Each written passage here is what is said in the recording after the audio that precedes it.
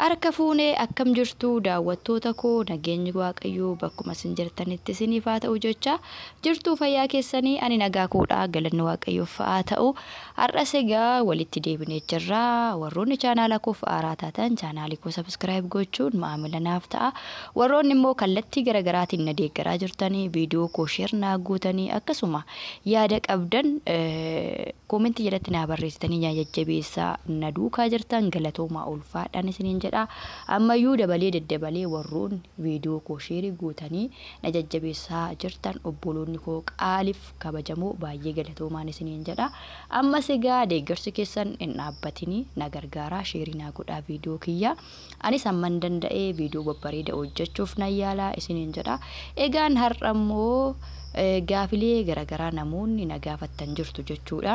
Namoonni kushiinaa meeqan ijaarte yeroo ammaa kana kushiinaan ijaaruun qarshii meeqa fixaa shinti beet ijaaruun qarshii meeqa fixaa meeshaalee ijaarsaa amma hin dabalan immoo gatiin isaanii hin qannasanii jettanii namoonni baay'een na gaafattan jechuudha.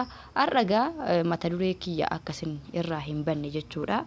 meeshaalee ijaarsaa warri na gaafattanii viidiyoo gallakkiseen ture viidiyoo sana daawwadhaa keessattuu qorqorroon gatiin isaa meeqa warri naan jettan viidiyoo gallakkiseen ture chaanaalii koo keessa deemuudhaan hin argattuun isiniin jedha qorqorroon gatiin isaa meeqa akka ta'e achi jalaa hin argattu kanneen biraamoo jechuudha wantoota ijaarsaaf ta'anii simmintoon jira waan meeqatu jira jechuudha bismaarri jira walumaa galatti meeshaalee ijaarsaa ammas viidiyoo lammaffaadhaan isiniifan dhufa har'a viidiyoon koo guyyaa har'aa kutaa shaaworii yookiin shinti beetiin qarshii meeqa fixaa ijaarsisaa walumaa galatti jettanii warri na gaafattan walumaa galatti shinti beetiin egaa gosa lama qaba jechuudha hordoftoota kiyyaa shinti beetiin gosti inni tokko bolokkeettidha yookiin dhagaadhaan gudaa baasuudha jechuudha shinti beetiin inni lammaffaan immoo Itoophiyaa keessa kan isin jechaa jiru hordoftoota kiyyaa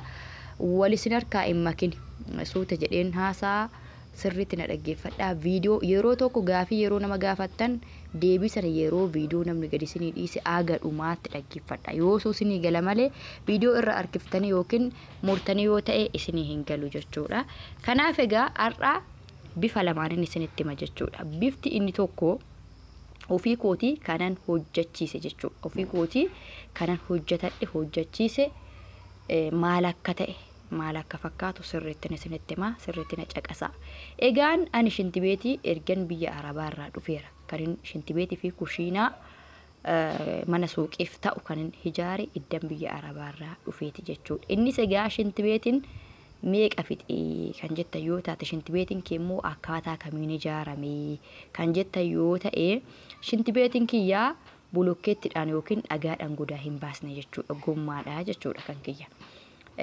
dhagaadhaan godaa ol baasuun xiqqoo qarshiin isaa hin cima jechuudha gommaadhaan immoo yoo hojjechiistanii yoo waggaa 3tti akka gaa maatii laan fakkeenyaaf fi namoonni baay'een gommaadhaan hojjechiisuu hin jaalatan jechuudha sababni isaa maaliif yoo jettan shinti beetiin sun yeroo gara yerootti guutuu danda'a jechuudha fakkeenyaaf shinti beetiin tokko gommaadhaan hojjechiistanii kan inni guutuu dafee kan inni guutu biyaansi ji'a 6 keessatti waggaa tokko keessatti deebi'ee kan inni guutu sababa mataa isaa qaba jechuudha sababni inni tokkoffaan manni hati itti galtu fakkeenyaaf manni kee jechuudha bal'aa ta'ee kutaa garagaraa qaba kireeffatoonni gibbii kee keessa jiru yoo ta'e shinti beetii gommaa ijaarsistee ji'a 6 itoo hin qaqqabinuu sitti guutuu danda'a Itoophiyaa keessatti qarshii 2,000 waraabsifta jechuudha shinti beetiin tokko yeroo guutu konkolaataan dhufee qarshii 2,000 isa gommaatilaa kan haasaa jiru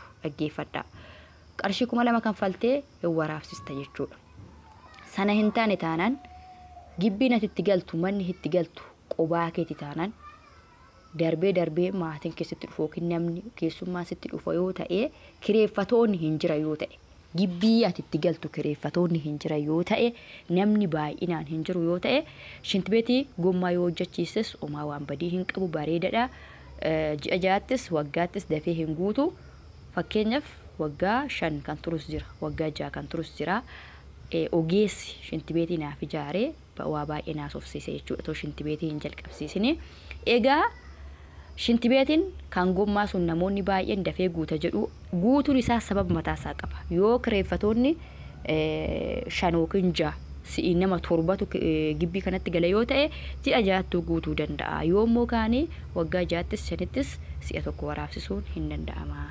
Garuu walumaa galatti egaa viidiyoon akkan harkaa hin dheeranne shinti beetiin kan gommaa shinti beetii bichaan gatii harka namaa jedhee simmintoo jedhee ashawaa jedhee muka jedhee qorqorroo jedhee shinti beetii kana ani gonni isaa hunduma gubbaa isaa goda isaa hunduma itti marsee qorqorroodhaan xumure waan ta'eef meeqa si fixe yoo jettan harka isaanii wajjin waa hundumaa wajjin 50 na fixe jechuudha. 50 na fixe waa hundumaa muka bitee qorqorroo bitee simmintoo bitee ashawaa bitee karakasii bitee gatii harka namaa kanfalee 50 na fixe.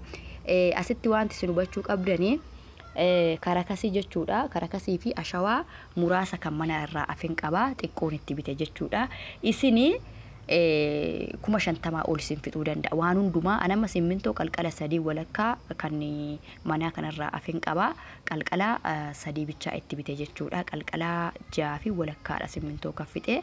Karakasii fi ashawaa gibbii keessais muraasa nan qabaa muraasa ittiin dabalee isin waa hundumaa fuugaa ishii kana kanannaa itti herreegdan naannoo 65 qabadha kan shinti beetii kan gommaa jechuudha. Egaan shinti beetii kan bolokkeettidha yookiin dhagaadhaan immoo baasan akkan ogeessa shinti beetii kan gommaa naa xumure akkan gaafadhetti gatii harkaa jedhee maa hundumaa jedhee dhagaadhaan baasu aga 80-90 ni fixa shinti beetiin tokko naan jedheet natti hime jechuudha.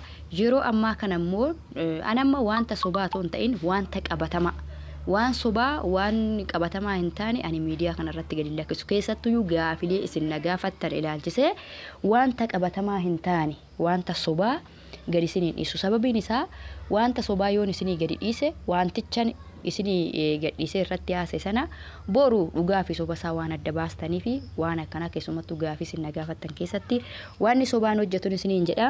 Isa jaa kan gommaa waan hunda isaa isinitti himee ofii kootiifin hojjetadhe isa immoo dhagaadhaan godaa ol baasan jechuudha. Akkan ogeessa haasofsiisetti jechuudha. Meeqa fixaa jedhee akkan haasofsiisetti natti man jechuudha. Aga 80-90 fixaa gatii harkaa wajjiniin naan jedhanii amma gaa isa dhagaadhaan baasan isa godaa dhagaadhaan baasan sana yoo ijaarsistanii keessaa waraabuu hin jiru jechuudha. Kana garaagarummaan isaanii keessaa waraabuun amma keessaa waraabuun hin jiru. Si'uma tokko hojjetatta kanuma baqqaa jechuudha. Kanaaf egaa gatiin hin cimaa. Wanti hundumtuu dhagaadhaan ol baa waan ta'eef simmintoo bituun illee hin cimaa, ashawaan illee hin cimaa, karakasiin illee hin cimaa, dhagaa gugurdaan illee hin cimaa. Gatiin harka namaa immoo garaagarummaa qaba. Kan bolokkeettiidhaan baastuufii fi kan gommaadhaan hojjechiistu anamma yeroo kan gommaa hojjechiise gatii harkaa 12,000 kaffalee jechuudha. 12,000 kaffalee egaa walirra waan hunduu akkuma hojii akkaataa hojiitiin kanfaltiin illee harki anaatee kanfaltu walirra. Kanaaf egaa kamtu caala immoo caalmatitti kamtu caala yoo jettanii kan dhagaadhaan ol baasan sanatu caala jechuudha. Maaliif waggaa 10 yoo ta'e waggum 5 yoo ta'e kan gommaa waraabuun hin hafu dirqama kee waraabda yeroo guute isa kana immoo hin guutus waraabdus jechuudha. Kanaaf garaagarummaan jiru kanaadha. Yeroo ammaa kana immoo Itoophiyaa keessatti jechuudha wantoonni akka ashawaa kun ashawaan baay'ee waddadee jira jechuudha. Sirumannaa tokko hin dhabama ashawaa waddadee jira. Karakasiin illee humaan jedhu yeroo mana koo ijaaru xiqqoo gatiin isaa ol ka'ee ture. Amma garuu karakasiin giddu galeessumaan jira. Amma baay'ee kan waddadee jechuudha Itoophiyaa keessatti ashawaadha jechuudha. Ashawaan baay'ee waddadee jira. Egaa akkasiin isiniin jedha hordoftoota kiyyaa har'a walumaa galatti egaa shinti beetiin gatii ammamii fixa kan gommaa ka jedhu akkasumallee kan dhagaadhaan godaa baasan hagam fixa kan jedhu gaafii isin nagaafattan irratti hundaa'ee deebii isiniif deebiseera. Wanta gaafii isinitti ta'e yoo jiraate ammas sanduuqni koomentii sa'aatii 24 banaadha isiniin jedha. Warroonni gaafii kan biraa wantoota garagaraa wantoota meeshaa irratti nagaafattan immoo viidiyoo biraatiin isinii dhufa. Baay'een isin jaaladha, baay'een isin kabaja. Viidiyoo koo sheer gochuudhaan na jajjabeessaan isiniin jedha hordoftoota kiyyaa. Baay'ee.